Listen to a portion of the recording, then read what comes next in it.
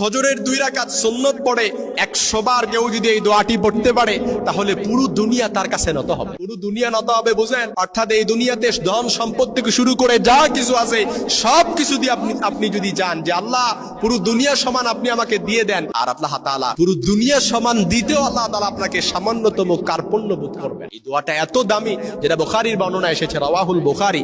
আপনি কোনো কিছু চাইলেন এই দোয়াটি পড়ে আল্লাহ তাআলা কবুল করে নিলেন, সুজিব কবুল হয়ে গেল। কারণ বান্দা যখন আল্লাহ তাআলার কাছে কোনো কিছু চায়, সে যদি দোয়ার প্রতি মনোযোগী হয় আল্লাহ তাআলা তাকে তাই দেয় সে যা চায়। সুবহানাল্লাহ। এজন্য ফজরের 2 রাকাত সুন্নত এতটা দামি, অন্যান্য সুন্নতের চাইতে পুরো দুনিয়া আসমান এবং জমিনের মধ্যে যা কিছু আছে সব কিছু দিয়েও যদি আপনাকে ভরপুর করে দেওয়া হয় তবু একটা ফজরের সুন্নতের সমান হবে না। সুবহানাল্লাহ।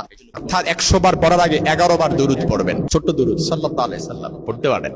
আল্লাহুম্মা সাল্লি ওয়া সাল্লিম বারিক আলাইহি পড়তে পারেন।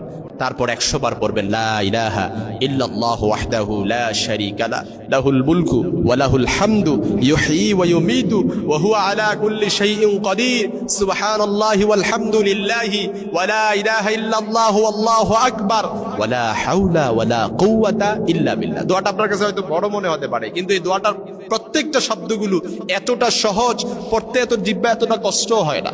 সুবহানাল্লাহ। আপনি কয়েকবার বললেই দেখবেন আপনার অটোমেটিক্যালি মুখস্থ হয়ে গেছে।